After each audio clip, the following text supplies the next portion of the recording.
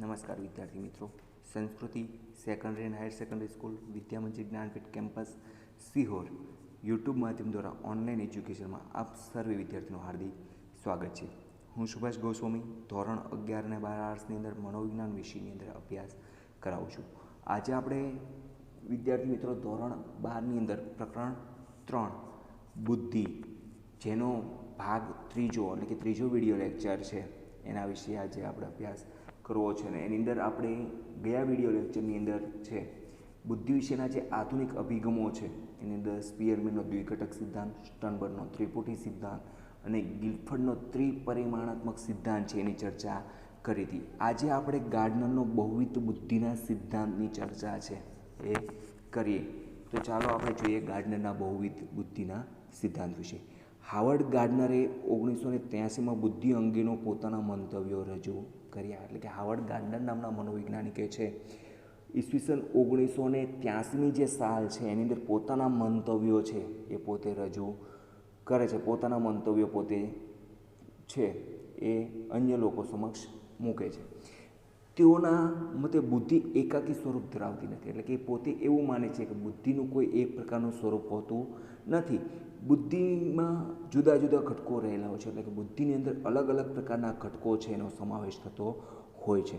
તેમણે બુદ્ધિની સમજૂતી માટે જે સિદ્ધાંત દર્શાવ્યો છે તેમને બહુવિધ બુદ્ધિના સિદ્ધાંત તરીકે ઓળખવામાં આવે છે. એટલે કે એમણે પોતે બુદ્ધિનો જે સિદ્ધાંત આપીને જે સમજૂતી આપવાનો પ્રયત્ન કર્યો છે તેમને બહુવિધ બુદ્ધિના સિદ્ધાંત તરીકે છે એ ઓળખવામાં આવે છે. કારણ કે ગાર્ડનરે અલગ અલગ પ્રકારની 8 પ્રકારની બૌદ્ધિક લાક્ષણિકતાઓ છે એની વાત કરે છે. એટલે કે અલગ અલગ પ્રકારની લાક્ષણિકતાઓની ચર્ચા કરે છે. એના કારણે એને બહુવિધ બુદ્ધિનો સિદ્ધાંત છે એ પોતાના સિદ્ધાંતને એવું નામ આપે છે. ગાર્ડનરના મતે વ્યક્તિને પોતાના વાતાવરણને સમજવામાં અને દૃષ્ટિકોણને વિકસાવવામાં બુદ્ધિ મહત્ત્વની ભૂમિકા ભજવે છે. એટલે કે ગાર્ડનર પોતે એવું માને છે કે પોતાના વાતાવરણને સમજવાના અને પોતાના દૃષ્ટિકોણને વિકસાવવામાં છે એ બુદ્ધિ મહત્ત્વની ભૂમિકા ભજવે છે. તેઓએ બુદ્ધિની વિશિષ્ટ 8 પ્રકારની લાક્ષણિકતાઓ દર્શાવી છે. એટલે કે બુદ્ધિની 8 પ્રકારની લાક્ષણિકતાઓ છે એ ગાર્ડનરે દર્શાવેલી છે. વ્યક્તિમાં અને વ્યક્તિ વચ્ચે આ લાક્ષણિકતાના પ્રમાણની બાબતમાં તફાવત જોવા મળે છે. વ્યક્તિમાં અને વ્યક્તિ વચ્ચે આ પ્રકારની લાક્ષણિકતા અને પ્રમાણની બાબતની અંદર છે એ ખાસ આપણને તફાવત જોવા મળે. એટલે કે દરેકની અંદર દરેક પ્રકારની લાક્ષણિકતા હોય એવું જરૂરી નથી અને દરેક લાક્ષણિકતા દરેક પ્રમાણમાં એક સરખી હોય એવું પણ જોવા મળે નહીં.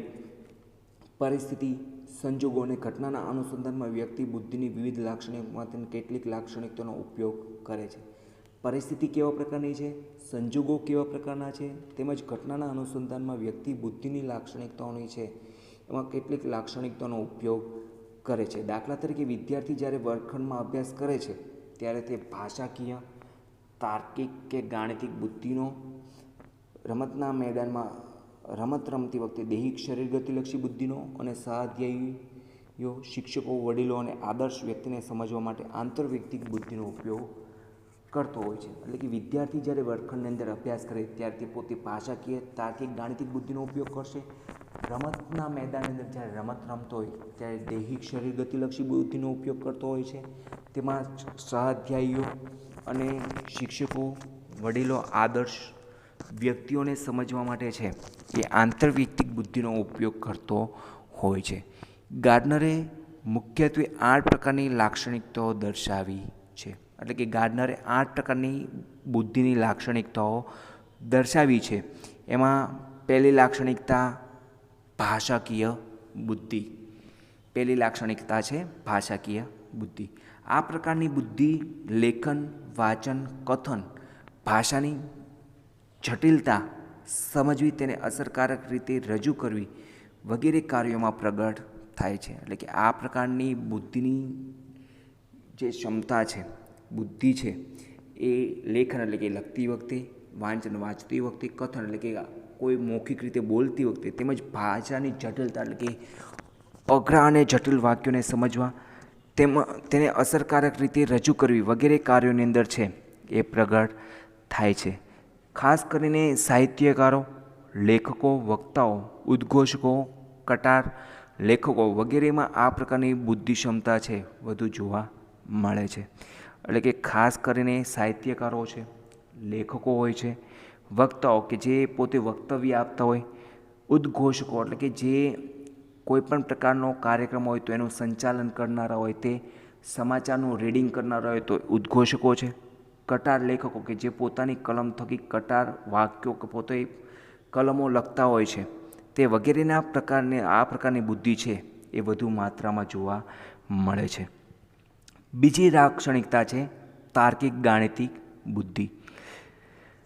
ગાણિતિક તર્ક સંકેતોનો ઉપયોગ, ગાણિતિક નિયમોની ગૂઢતા, ગાણિતિક પ્રક્રિયા વગેરે કાર્યોમાં આ બુદ્ધિ છે એ પ્રગટ થાય છે. એટલે કે ગાણિતિક તર્ક કરવો, સંકેતોનો ઉપયોગ કરવો, એટલે કે કઈ જગ્યાએ કઈ સંજ્ઞા મુકાય, કયું સૂત્ર છે કઈ પ્રકારે યાદ રાખવું, ગાણિતિક નિયમોની ગૂઢતા એટલે કે કયો નિયમ કઈ જગ્યાએ ઉપયોગમાં લેવો, ગાણિતિક પ્રક્રિયા વગેરે કાર્યોમાં આ પ્રકારની બુદ્ધિ છે એ પ્રગટ થાય છે. ખાસ કરીને વકીલો છે, ગુના શોધકો છે, વૈજ્ઞાનિકો છે, આંકડા શાસ્ત્રીઓ છે, તર્કશાસ્ત્રીઓ છે વગેરેમાં આ બુદ્ધિનું પ્રમાણ છે એ વધુ જોવા મળે છે. એટલે કે આ દરેક લોકોની અંદર આ પ્રકારની બુદ્ધિ છે, એટલે કે તાર્કિક ગાણિતિક બુદ્ધિ છે એ વિશેષ પ્રમાણમાં જોવા મળતી હોય છે. ત્રીજી લાક્ષણિકતા છે અવકાશીય બુદ્ધિ. માનસિક પ્રક્રિયાઓ રચવામાં, અંતર્વિષયના ખ્યાલોને આધારે નિર્ણય લેવાની ક્ષમતામાં, સમસ્યાના કોયડા ઉકેલવામાં, ઉખાણાની રમતમાં આ બુદ્ધિનો ઉપયોગ થાય છે. એટલે કે માનસિક પ્રતિમાઓ રચવામાં, એટલે કે માનસિક રીતે કલ્પનાઓ કરીને પ્રતિમાઓ વાસ્તવિક નથી પણ માનસિક રીતે પ્રતિમાઓ રચવી, આપણે મનોમન એવું કલ્પના બાંધીએ, એવું ચિત્ર પોતાના માનસપટ ઉપર રજૂ કરીએ તો એને માનસિક પ્રતિમા રચી એવું કહેવાય. તેમજ અંતર્વિષયના ખ્યાલોને આધારે નિર્ણય લેવાની ક્ષમતામાં છે. એટલે કે પોતે અંતર પારખીને એ પ્રકારનો તાત્કાલિક નિર્ણય લેવો, સમસ્યા ઉકેલ કોયડા ઉકેલવામાં અને ઉખાણાની રમતની અંદર આ બુદ્ધિનો ઉપયોગ છે એ થાય છે. એટલે કે સમસ્યા ઉકેલ છે, કોઈ પણ પ્રકારના કોયડાના ઉકેલવામાં, તેમજ ઉખાણાની રમતમાં. તો ઉખાણાની અંદર શું હોય કે ભાઈ અમુક પ્રકારના લક્ષણો અને ગુણધર્મો આપણી સમક્ષ રજૂ કરે, પછી આપણે માનસિક રીતે વિચારીએ કે ભાઈ આવા લક્ષણો અને ગુણધર્મો શેમાં હોય છે, ત્યારબાદ આપણે જવાબ છે એ આપતા હોઈએ છીએ. તો એની અંદર આ પ્રકારની બુદ્ધિ છે એ વિશેષ પ્રકારે એનો ઉપયોગ થાય છે. ખાસ કરીને વાહન ચાલકો એટલે કે જે ડ્રાઈવર હોય એની અંદર આ પ્રકારની બુદ્ધિ હોય. ઓપરેશન કરનાર ડૉક્ટરો છે, એટલે કે વ્યક્તિનું જ્યારે ઓપરેશન થઈ રહ્યું હોય ત્યારે ઓપરેશન કર્યા પછી એની કોઈ આડઅસર નહીં થાય, ઓપરેશન કઈ માત્રામાં કયા પ્રકારે કરશું તો આને કોઈ આડઅસર ન થાય એ ખાસ ધ્યાન રાખવામાં આવે. ને ઓપરેશન કર્યા પછી વ્યક્તિનું ને કંઈ નુકસાન તો નહીં થાય ને દરેક પ્રકારની બાબત છે એ ઓપરેશન કરનાર ડૉક્ટરો જાણતા હોય છે. ઇજનેરો એટલે કે એન્જિનિયરિંગ વગેરેની અંદર આ બુદ્ધિ છે એ સવિશેષ જોવા મળે છે. દૈહિક શરીર ગતિલક્ષી બુદ્ધિ એટલે કે ચોથી લાક્ષણિકતા, શરીરના હલનચલન, તેની ગતિ, અંગ વિન્યાસ, અંગ મરોડ પર દક્ષતા કેળવવા માટે આ પ્રકારની બુદ્ધિની જરૂર પડે છે. એટલે કે શરીરના હલનચલન, તેની ગતિ, અંગ વિન્યાસ, અંગ મરોડ તેમજ એની દક્ષતા એટલે કે શરીરનું બેલેન્સ વગેરે કેળવવામાં આ પ્રકારની બુદ્ધિની છે એ જરૂર પડે છે. ખાસ કરીને જોઈએ તો ભાઈ રમતવીરો છે, હસ્તકળાના કારીગરો છે, નૃત્યકારો કે જે નૃત્ય કરતા હોય તે અભિનેતાઓ વગેરે વ્યક્તિઓમાં છે આ પ્રકારની બુદ્ધિની લાક્ષણિકતાનું પ્રમાણ છે એ વધુ હોય છે. ત્યારબાદ પાંચમી લાક્ષણિકતા છે આંતરવૈયક્તિક બુદ્ધિ. આ પ્રકારની બુદ્ધિની મદદથી વ્યક્તિ અન્ય વ્યક્તિના ગમા લાગણીઓ, આવેગો, સ્વભાવ, ટેવો, વ્યક્તિત્વના ગુણલક્ષણો વગેરેથી માહિતગાર થાય છે. એટલે કે આ પ્રકારની બુદ્ધિની મદદથી છે વ્યક્તિ અન્ય વ્યક્તિના ગમા જાણી શકે, તેના લાગણી જાણી શકે, તેના આવેગો, એના સ્વભાવ, ટેવો, વ્યક્તિત્વના ગુણલક્ષણો વગેરેથી પોતે માહિતગાર થતો હોય છે. રાજનેતાઓ છે, ધર્મગુરુઓ છે, શિક્ષકો છે, સામાજિક કાર્યકરો છે વગેરેમાં આંતરવૈયક્તિક બુદ્ધિનું પ્રમાણ છે એ વિશેષ જોવા મળે. રાજનેતાઓ એટલે કે રાજકારણ પાર્ટીની સાથે જોડાયેલા જે નેતાઓ છે, જે તે ક્ષેત્ર કે પ્રદેશની અંદર પોતાનું ભાષણ આપતા હોય તો એ પ્રદેશના વખાણ કરશે, એ પ્રદેશની છે એ ખૂબ જ સારી એવી બાબતો છે એ રજૂ કરતા હોય છે, કારણ કે અન્ય લોકોને પોતાના તરફ તો જ એ આકર્ષિત કરી શકતા હોય છે. ધર્મગુરુઓ છે, શિક્ષકો પણ પોતાના વિદ્યાર્થીની અંદર કેવી સુષુપ્ત શક્તિઓ રહેલી છે, કેવી આવડત છે, કઈ બાબતોની નબળાઈ છે વગેરે પણ સારી રીતે જાણતા હોય છે, તેમજ સામાજિક કાર્યકરો વગેરેની અંદર આવી આંતરવૈયક્તિક બુદ્ધિનું પ્રમાણ છે એ વિશેષ માત્રામાં જોવા મળતું હોય છે. ત્યારબાદ છઠ્ઠો પ્રકાર છે સાંગીતિક બુદ્ધિ. સંગીતના સૂર, લય, તાલ, રાગ, બંદિશ વગેરેની સમજ કેળવવાની ક્ષમતામાં સાંગીતિક બુદ્ધિનું પરિણામ છે. એટલે કે સંગીતનો સૂર, લય, તાલ, રાગ, બંદિશ વગેરેની સમજ કેળવવાની અંદર આપણે જોઈએ તો ભાઈ સાંગીતિક બુદ્ધિનું છે એ પરિણામ છે. દરેક વ્યક્તિ સૂર, લય, તાલને ઓળખી શકતા હોતા નથી, પણ જેની અંદર સાંગીતિક બુદ્ધિનું પ્રમાણ છે વિશેષ માત્રામાં જોવા મળતું હોય એની અંદર આ બુદ્ધિ છે વિશેષ માત્રામાં કાર્ય કરતી હોય છે.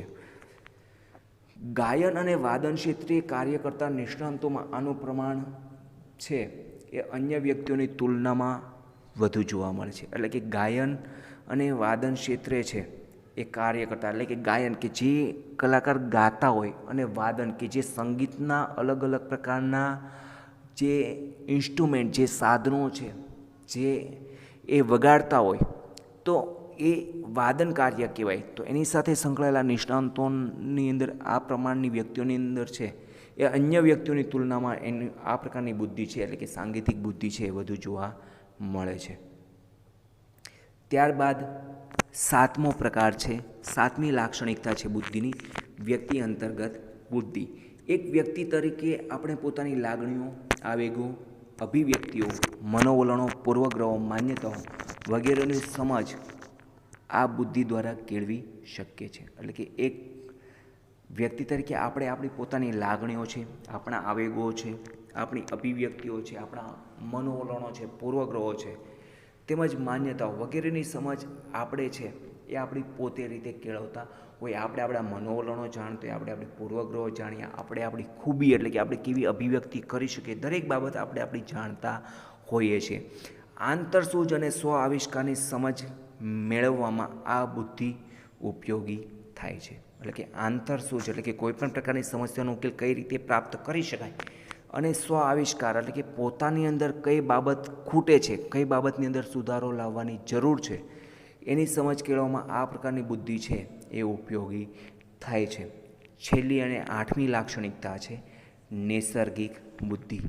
પ્રાકૃતિક તત્વો જેવા કે જીવસૃષ્ટિ, વનસ્પતિ સૃષ્ટિ તેમજ કુદરતી ઘટનાઓ વિશેની સમજ મેળવવા માટે નૈસર્ગિક બુદ્ધિ આવશ્યક છે. પ્રાકૃતિક તત્વો એટલે કે જેવા કે જીવસૃષ્ટિ છે, વનસ્પતિ સૃષ્ટિ છે તેમજ કુદરતી ઘટનાઓ વિશેની સમજ મેળવવા માટે નૈસર્ગિક બુદ્ધિ છે એ ખૂબ જ આવશ્યક છે. એટલે કે આ પ્રકારની સમજ મેળવવા માટે નૈસર્ગિક બુદ્ધિનું પ્રમાણ વ્યક્તિની અંદર હોય તો તે પ્રાપ્ત કરી શકે. આ બુદ્ધિ છે તે જીવવિજ્ઞાનીઓમાં હોય, વનસ્પતિ શાસ્ત્રીઓ છે, ખેડૂતો છે, વન પ્રવાસીઓ છે વગેરેમાં આ લાક્ષણિકતાઓનું પ્રમાણ છે એ વધુ જોવા મળે છે. બરાબર.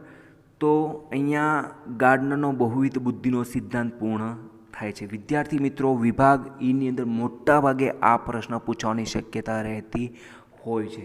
એટલે ખાસ તમારે દરેક મનોવૈજ્ઞાનિકે જે બુદ્ધિના આધુનિક અભિગમો જે આપ્યા છે દરેક અભિગમો યાદ રાખવાનો પ્રયત્ન કરજો. ઘણી વખત એવું કહેતા પ્રશ્નો પૂછાતા હોય છે કે ભાઈ ગાર્ડનરનો બહુવિધ બુદ્ધિના સિદ્ધાંત જણાવી ભાષાકીય બુદ્ધિ અને સાંગીતિક બુદ્ધિની સમજ આપો. કોઈ પણ બે પ્રકારની સમજ પૂછી હોય છે અથવા તો સંપૂર્ણ પૂછ્યું હોય તો દરેકે દરેક 8 લાક્ષણિકતાઓ તમારે જણાવવાની રહેતી હોય છે.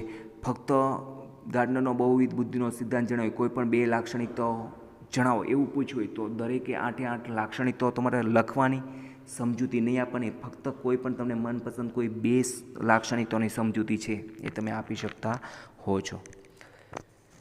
ત્યારબાદ આધુનિક અભિગમોની અંદર બુદ્ધિનો છેલ્લો અને પાંચમો અભિગમ છે જેપી દાસનો પાસ સિદ્ધાંત. જગન્નાથ પ્રસાદ દાસ અને તેમના સાથીદારોએ બુદ્ધિના સિદ્ધાંતોમાં જી ઘટક સિદ્ધાંતનો વિરોધ કર્યો. એટલે કે જેપી દાસનું પૂરું નામ છે જગન્નાથ પ્રસાદ દાસ અને તેમના સાથીદારોએ બુદ્ધિના સિદ્ધાંતોની અંદર જી ઘટક કે જેને આપણે જનરલ ફેક્ટર આપણે અગાઉ શીખી ગયા કે સ્પિયરમેનનો દ્વિઘટક સિદ્ધાંત જે છે એમાં સામાન્ય બોધ તત્વ અને વિશિષ્ટ બોધ તત્વ એટલે કે જનરલ ફેક્ટર અને સ્પેશિયલ ફેક્ટર જે આવતું હતું તો એ છે તેમાં જનરલ ફેક્ટર જે ઘટક છે એ સિદ્ધાંતનો એમણે ખાસ વિરોધ કર્યો. પ્રાયોગિક અભ્યાસો અને ચિકિત્સાત્મક અનુભવોને આધારે તેઓએ દર્શાવ્યું કે બોધાત્મક ક્ષમતા માટે મસ્તિષ્કની રચના અને તેમાં થતી પ્રક્રિયા મહત્ત્વની ભૂમિકા ભજવે છે. એટલે કે ભાઈ પ્રાયોગિક અભ્યાસો અને ચિકિત્સાત્મક અનુભવોને આધારે એ એવું દર્શાવે છે કે ભાઈ બોધાત્મક ક્ષમતા માટે મસ્તિષ્કની રચના એટલે કે વ્યક્તિની બોધાત્મક ક્ષમતા કેવા પ્રકારે કાર્ય કરશે એટલા માટેની મસ્તિષ્કની રચના અને તેમાં થતી પ્રક્રિયા છે એ મહત્ત્વની ભૂમિકા ભજવે છે. તો એ બુદ્ધિ અંગેના શરીરલક્ષી તેમાં પણ ખાસ કરીને ચેતા મનોવૈજ્ઞાનિક એટલે કે ન્યુરોસાયકોલોજીકલ દૃષ્ટિકોણનો સ્વીકાર કર્યો. તેઓએ ખાસ બુદ્ધિ અંગેના શરીરલક્ષી તેમાં પણ ખાસ કરીને જે ચેતા મનોવૈજ્ઞાનિક એટલે કે ચેતા એટલે શું કહેવાય, ન્યુરો સાયકોલોજીકલ દૃષ્ટિકોણનો પોતે સ્વીકાર કર્યો. તેઓના મતે મગજની રચના વિશિષ્ટ છે. એટલે કે એના માટે ખાસ એ મગજની રચના કેવા પ્રકારની છે એ વિશિષ્ટ છે. તેના કેન્દ્રો સ્વતંત્ર રીતે ચોક્કસ માનસિક પ્રક્રિયાઓનું નિયમન કરે છે. એટલે કે તેના કેન્દ્રો સ્વતંત્ર રીતે ચોક્કસ માનસિક પ્રક્રિયાઓનું નિયમન કરે છે, પરંતુ સાથોસાથ મસ્તિષ્કના આ કેન્દ્રો પારસ્પરિક રીતે જોડાયેલા છે. એટલે કે સાથે સાથે આ કેન્દ્રો જે છે એટલે કે ચોક્કસ કેન્દ્ર ચોક્કસ કાર્ય કરવા માટે જવાબદાર છે, પણ પારસ્પરિક રીતે એકબીજા સાથે સંકળાયેલા છે, એકબીજા સાથે જોડાયેલા છે. વિદ્યાર્થી મિત્રો, તમે અગાઉના ધોરણમાં અભ્યાસ કર્યો છે કે ભાઈ ડાબું મસ્તિષ્ક ગોળાર્ધ અને જમણું મસ્તિષ્ક ગોળાર્ધ એમ બે ભાગમાં વહેંચીને છે એ સમજવામાં આવે છે. ભાઈ વિદ્યાર્થી મિત્રો, તમે ધોરણ 11ની અંદર એટલે અગાઉના ધોરણની અંદર તમે અભ્યાસ કરી ચૂક્યા છો કે ભાઈ મસ્તિષ્કને આપણે અલગ અલગ પ્રકારે એટલે કે બે પ્રકારે છે એ ઓળખતા હોઈએ છીએ. એટલે કે ભાઈ ડાબું મસ્તિષ્ક ગોળાર્ધ અને જમણું મસ્તિષ્ક ગોળાર્ધ. એટલે કે ધોરણ 11ની અંદર જે ચોથું પ્રકરણ એટલે કે પ્રકરણ 4 જે હતું વર્તનના જૈવિક આધારો, એની અંદર આપણે આ પ્રકારની સમજૂતી છે તમે પ્રાપ્ત કરી હતી. તો આની અંદર આપણે અલગ અલગ પ્રકારે વહેંચીને છે એની સમજવામાં આવે છે. દ્રષ્ટિ, શ્રાવ્ય, ગંધ વગેરેના કેન્દ્રો મસ્તિષ્કના ચોક્કસ ભાગમાં આવેલા છે. એટલે કે ભાઈ દ્રષ્ટિ છે, શ્રાવ્ય છે, ગંધ છે વગેરેના કેન્દ્રો છે એ મસ્તિષ્કના ચોક્કસ ભાગમાં આવેલા છે. મસ્તિષ્કના ચોક્કસ ભાગને નુકસાન થતાં તેની સાથે સંબંધિત માનસિક કે શારીરિક પ્રક્રિયાઓ અવરોધાય છે. એટલે કે મસ્તિષ્કના જે તે ભાગને જો નુકસાન પહોંચે, જે તે ભાગને કંઈ અડચણ આવે ને કંઈક નુકસાન પહોંચે છે, તો એની સાથે સંબંધિત એની સાથે જોડાયેલી જે માનસિક અને શારીરિક પ્રક્રિયાઓ છે ચોક્કસ પ્રકારે અવરોધા છે. જેમ કે મગજની અંદર પશ્ચખંડની અંદર દ્રષ્ટિ સંવેદન ક્ષેત્ર આવેલું હોય, આકસ્મિક રીતે માનવીના દ્રષ્ટિ સંવેદન ક્ષેત્ર એટલે કે પશ્વ મગજની અંદર આવેલું છે, ત્યાં જો કંઈ નુકસાન પહોંચે, એની ચેતાઓને જો નુકસાન પહોંચે તો વ્યક્તિની આંખો સારી હશે તેમ છતાં એ જોઈ શકશે નહીં, કારણ કે એનું દ્રષ્ટિ સંવેદન ક્ષેત્ર છે એને નુકસાન પહોંચેલું હોય છે એટલા માટે. એટલે કે એ પ્રકારની એની શારીરિક અને માનસિક પ્રક્રિયા છે એ ચોક્કસ અવરોધાય છે. દાખલા તરીકે મસ્તિષ્કના ડાબા ગોળાર્ધમાં કોઈ ચોક્કસ ભાગને નુકસાન થતાં વ્યક્તિની ભાષા, લખવાની, બોલવાની ક્ષમતા અવરોધાય છે. એટલે કે વ્યક્તિના ડાબા ગોળાર્ધના કોઈ ચોક્કસ ભાગને જો નુકસાન પહોંચે તો વ્યક્તિની ભાષા, લખવાની તેમજ બોલવાની ક્ષમતા છે એ ચોક્કસ અવરોધાય છે. આમ મસ્તિષ્કની વિશિષ્ટ રચના વ્યક્તિની બોધાત્મક ક્ષમતા સાથે સંકળાયેલ છે. એ વ્યક્તિની બોધાત્મક ક્ષમતા સાથે સંકળાયેલ છે તેવું દ્રઢપણે સ્વીકારનારા જેપીદાસ અને તેના સાથીદારોએ બુદ્ધિનો જે સિદ્ધાંત દર્શાવ્યો છે તેને પાસ સિદ્ધાંત તરીકે ઓળખવામાં આવે છે. એટલે કે તેવું દ્રઢપણે સ્વીકારનારા જેપીદાસ અને તેમના સાથીદારોએ જે સિદ્ધાંત દર્શાવ્યો છે તેને પાસ સિદ્ધાંત તરીકે ઓળખવામાં આવે છે. આ સિદ્ધાંતમાં ચાર મુખ્ય બોધાત્મક પ્રક્રિયાઓનો સમાવેશ કરવામાં આવેલો છે. એટલે કે આની અંદર 4 મુખ્ય બોધાત્મક પ્રક્રિયાઓનો સમાવેશ કરવામાં આવેલો છે. એટલે કે પાસ એટલે કે આપણે દરેક શબ્દને અક્ષરોને છૂટા પાડી દઈએ. PASS એટલે કે P એટલે કે પ્લાનિંગ કે જેને અંગ્રેજીમાં કહેવાય આયોજન. A બરાબર એટેન્શન એટલે કે એરાઉન્સલ એટલે કે ધ્યાન ઉત્તેજના. S એટલે કે સિમ્યુલેટેન્સ પ્રોસેસિંગ એટલે કે સમકાલીન પ્રક્રિયા, અને S એટલે કે સક્સેસિવ પ્રોસેસિંગ એટલે કે ક્રમબદ્ધ પ્રક્રિયા. હવે આ દરેક બોધાત્મક પ્રક્રિયા છે એના વિશે આપણે સમજૂતી પ્રાપ્ત કરીએ તો પહેલું છે પ્લાનિંગ એટલે કે આયોજન. આ એવી બોધાત્મક ક્ષમતા છે જેની મદદથી આપણે સમસ્યાનો ઉકેલ કેવી રીતે મેળવીશું તેનો નિર્ણય લઈ શકીએ છીએ. એટલે કે આ એવા પ્રકારની બોધાત્મક ક્ષમતા છે કે જેની મદદથી આપણે સમસ્યાનો ઉકેલ કેવી રીતે મેળવીશું તેનો નિર્ણય છે એ ખાસ આપણે લઈ શકીએ છીએ અને આ નિર્ણય મુજબ વર્તન કરીએ છીએ. એટલે કે આને પ્રમાણે આપણે વર્તન કરતા હોય છે. એમાં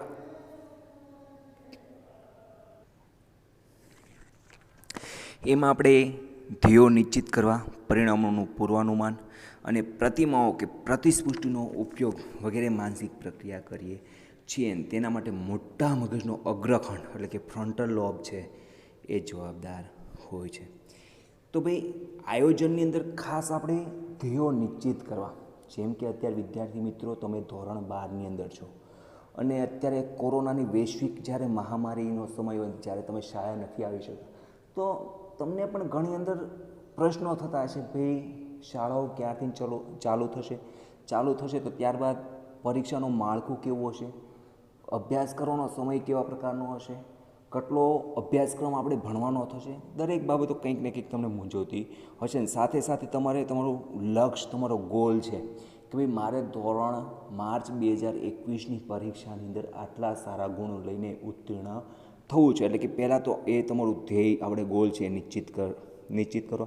પરિણામોનું પૂર્વાનુમાન એટલે કે આપણે મહેનત કર્યા પછી આપણે પરિણામ કેવું પ્રાપ્ત થશે એનું પૂર્વાનુમાન પણ કરતા હોઈએ છીએ.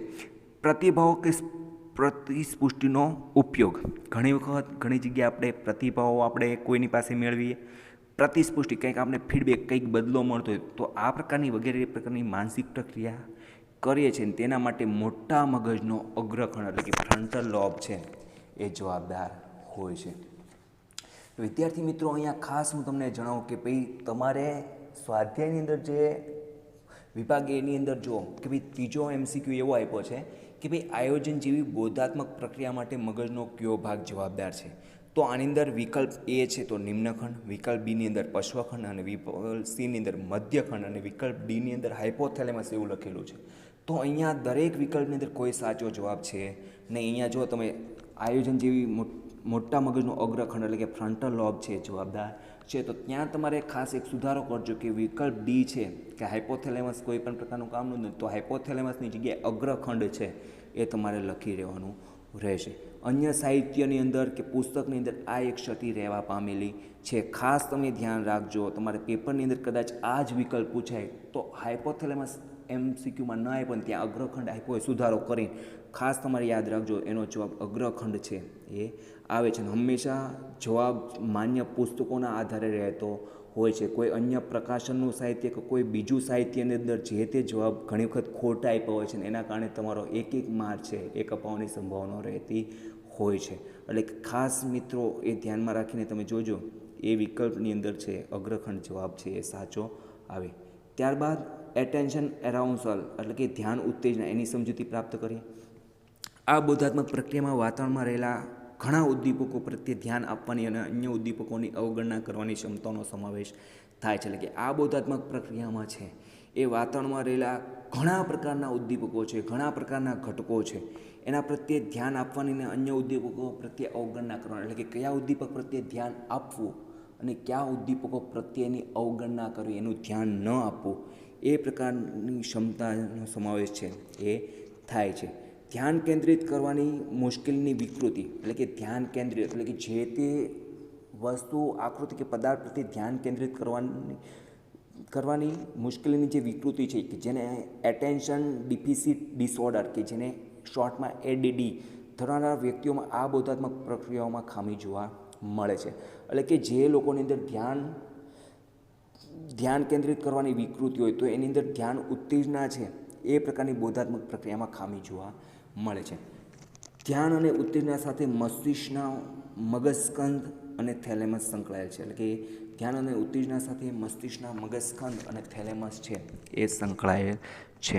ત્યારબાદ છે સિમ્યુલેટન્સ પ્રોસેસિંગ એટલે કે સમકાલીન પ્રક્રિયા. આ બોધાત્મક પ્રક્રિયામાં જુદા જુદા ઉદ્દીપકોને એકસાથે સાંકળીને તેને એક સમગ્ર ઘટના તરીકે આલેખવામાં થવાની ક્ષમતા રહેલી છે. એટલે કે આ બોધાત્મક પ્રક્રિયામાં જુદા જુદા ઉદ્દીપકોને છે એક સાથે સાંકળીને તેને એક સમગ્ર એટલે કે અલગ અલગ ઉદ્દીપકોને એક સાથે રજૂ કરીને એક સાથે સાંકળીને છે તેને આલેખવાની એક ક્ષમતા છે એ રહેલી હોય છે. ભાષાકીય સમજ મેળવવા માટે આ ક્ષમતાની વધુ આવશ્યકતા રહેલી છે. એટલે કે ભાષાકીય સમજ આપણે ખૂબ જાજુ બધું લખાણ હોય, ખૂબ લાંબા વાક્ય હોય, પણ એમાંથી શોર્ટમાં આપણે સમજી જઈએ તો આ ભાષાકીય સમજ મેળવવા માટે આ ક્ષમતાની છે એ વધુ આવશ્યકતા રહેલી છે.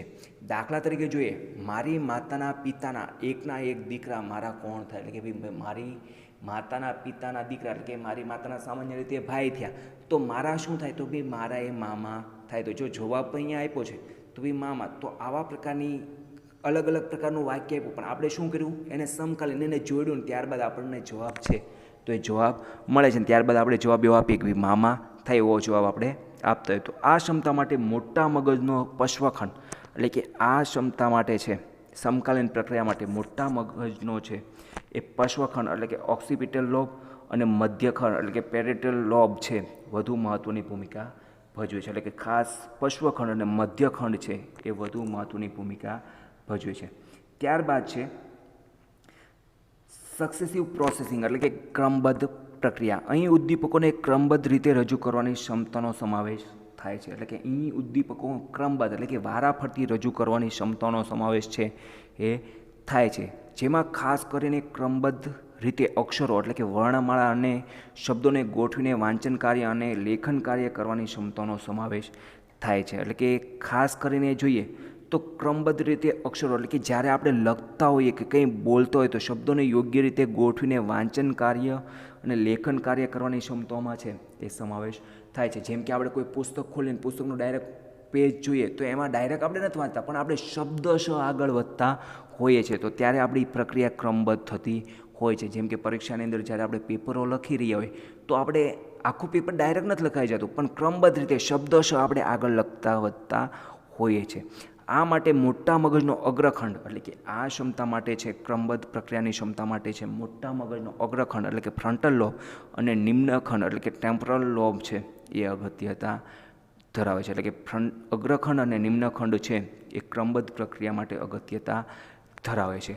તો વિદ્યાર્થી મિત્રો, આ વિડીયો લેક્ચર આપણે આટલા સુધી રાખીએ છીએ. હવે નેક્સ્ટ વિડીયો લેક્ચરની અંદર છે આપણે બુદ્ધિનું માપન, એની અંદર માનસિક વયની ગણતરી કઈ રીતના થાય છે, ત્યારબાદ બુદ્ધિઆંક કઈ રીતે શોધાય એની સમજૂતી છે આપણે ક્રમશઃ આગળ પ્રાપ્ત કરીશું. વિદ્યાર્થી મિત્રો, આપને કોઈ પણ અભ્યાસક્રિય બાબતોને લઈને કોઈ પ્રશ્ન હોય તો આપણે શાળાકીય વોટ્સઅપ ગ્રુપની અંદર જે નંબર આપવામાં આવે છે એની ઉપર પૂર્વ મંજૂરી લઈને આપણા પ્રશ્નોની તમે રજૂઆત કરી શકો છો અને જે તે વિશેષ શિક્ષકોને પણ તમે છે એ મળી શકો છો. Thank you.